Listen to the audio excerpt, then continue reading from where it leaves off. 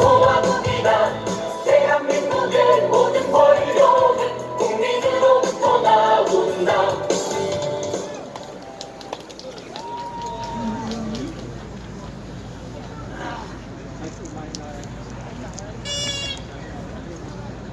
존경하는 촛불 시민 여러분, 안녕하셨습니까? 비상시국회의 상임고문 이부영입니다. 인사드립니다. 머리가 다 벗겨져서 모자 좀 쓸게요. 많이 추우시죠? 아니요. 일단 추위 정도는 아무것도 아니죠? 그렇습니다. 여러분들의 기계가 이 추위를 다 몰아낼 거예요, 여러분. 근데 오늘 저는 조금 따끈따끈하지 않은 얘기를 해볼까 해요. 왜냐? 우리 상황이 너무 무중하니까. 한반도 전쟁이가 심각합니다. 이에 대한 국민들의 불안은 이로 말로 표현할 수 없을 지경입니다. 그동안 남북의 충돌을 막을 수 있는 최소한의 안전장치인 9.19 남북 군사 합의가 깨져버렸습니다. DMZ 양쪽에 이렇게 완충대를 두고 거기 GP, OP 이런 것들 다 철수하고 그랬는데 그것이 다시 다 들어가서 서로 언제 부딪힐지 모르겠다 이런 얘기입니다. 그런데 지금 남북 양쪽은 서로 이렇게 위험한 상태를 두고 책임 공방만 하고 있어요. 윤석열 정권이 등장하자 먼저 남쪽에서 선제 공격론을 내세웠어요. 이쪽에서 먼저 북을 공격할 수 있다. 이런 얘기를 했다는 겁니다. 그리고 한미일 군사동맹으로 대북 공세를 계속 강화해 오지 않았습니까? 여러분들도 아시죠? 북도 북의 맞도행에서 미사일 실험을 계속하고 한미일이 이게 대해서 도발하면 대남 핵 공격도 불사하겠다. 이렇게 위협하지 않았습니까? 최근에는 정찰 위성도 발사했습니다.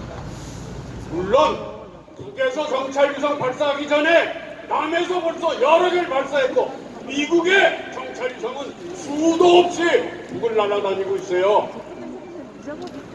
이런데 북이 정찰 위성 발사했다고 제재하고 공격하겠다 이렇게 이야기를 하고 있는 겁니다. 지금 현재 언제 남북이 충돌을 할지 국지전이 일어날지 아니면 전면전이 벌어질 수도 모르는 그런 위험한 상태입니다.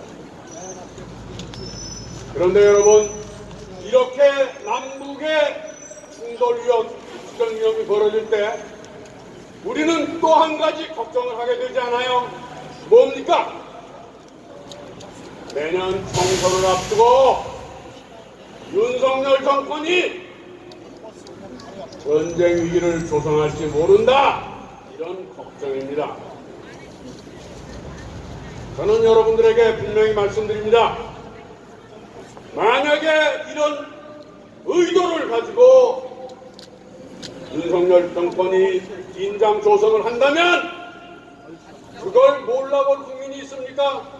절대 우리 국민은 윤석열 정권을 응징하고 말 것입니다, 여러분! 저는 이렇게 얘기하면서 북도, 북쪽도 남쪽에 대한 핵공격 위협을 당장 철회해야 합니다. 이것은 잘못하면은 남북의 서로 간의 핵공격으로 우리 민족이 이 한반도에서 공멸할 위험에 처하게 되는 것입니다. 북도 남에 대한 핵공격 위협 철회할 것을 저는 정중하게 요구합니다. 저는 미국도 현재 한반도 위기에 대해서 해명해야 된다고 생각합니다. 얼마 전 블링컨 미 국무장관, 오스틴 미 국방장관이 반격을 다녀갔습니다. 그 고위 미국 관리들이 다녀간 다음에 이렇게 전쟁 위기가 조성되는 까닭이 무엇입니까? 미국이 윤석열 정권의 9.19 군사합의 기능정지 이거를 하도록 만들었는가? 미국은 해명하라!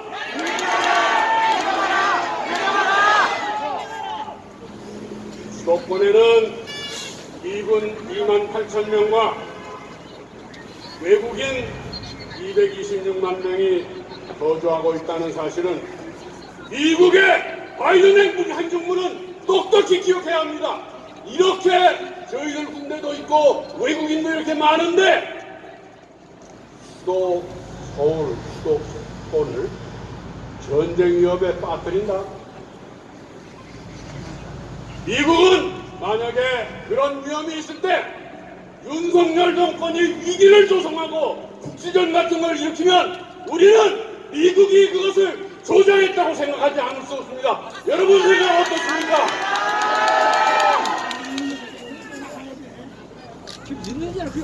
네 번째로 저는 미국의 대한반도 정책이 완전히 실패했다고 생각합니다. 미국의 대한반도 정책을 전면 재검토하지 않으면 안 됩니다. 여러분들도 아시지만 1990년대 초에 중국과 러시아는 대한민국을 승인하고 수교를 했죠. 여러분 다 아시죠?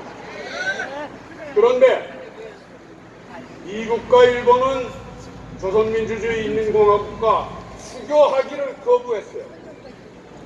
그러니까 조선 쪽에서는 미국과 일본이 자기들을 체제 정복을 하려고 하는구나 이런 위기감에 빠졌어요.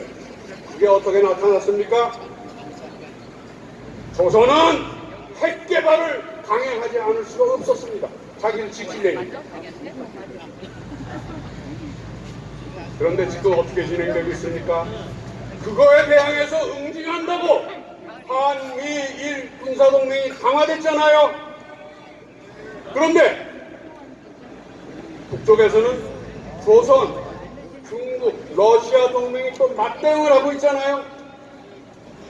이렇게 되니까 그동안 미국이 그렇게 북을 가두고 굶주리게 만들고 억압했던 대북 제재 봉쇄가 아무 의미가 없어졌어요. 한미일 군사동맹, 북중러 군사동맹 맞부딪히게 됐단 말이에요. 저는 미국에게 이렇게 얘기하고 있습니다. 이제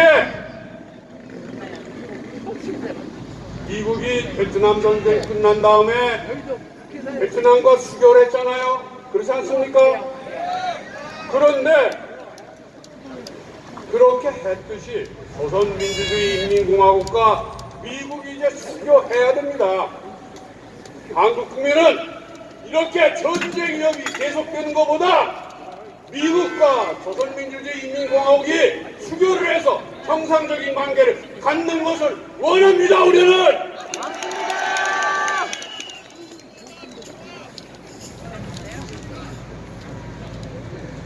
바이든 미국 대통령에게 거듭 촉구합니다.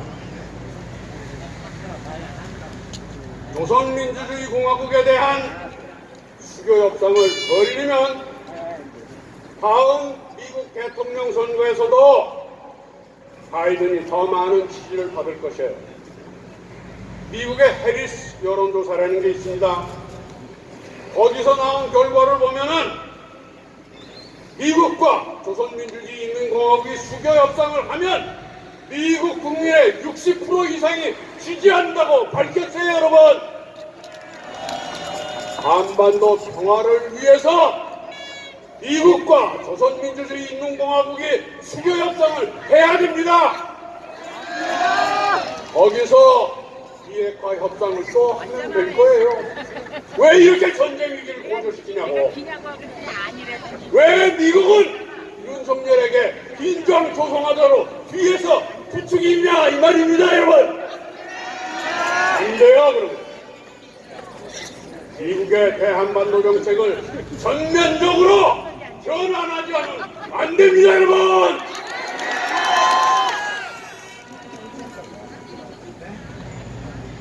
네 번째입니다. 지난 11월 23일 서울 고등법원 제33 민사부는 이영수 할머니 등 일본군 송나의 피해자들이 일본 정부를 상대로 냈던 청구 소송에서 제1심이 일본 정부 편을 들어 피해자들에게 패소를 안겨줬었는데 그 1심 판결을 물리치고 뒤집어 엎고 우리 강제 피해 동원 피해자들 이 사람들의 편을 고등법원에서 판결을 했습니다. 2012년 한일 청구권 협정에 따른 우리 청구권이 소멸되지 않았다고 우리 대법원이 최종 판결을 했습니다. 이번에 나온 고등법원의 판결과 우리 대법원의 2012년 판결이 일관되게 피해자들의 정당한 권리 보상을 받을 권리가 있다 이렇게 결정해냈습니다. 우리 대법원과 이번에 판결한 고등법원 민사 33부에게 여러분 뜨거운 박수 좀 보내주세요. 이영수 할머니 등 그 정부의 피해자들이 정말 한을 풀고 돌아갈 수 있도록 해야 됩니다. 그런데 윤석열 정권은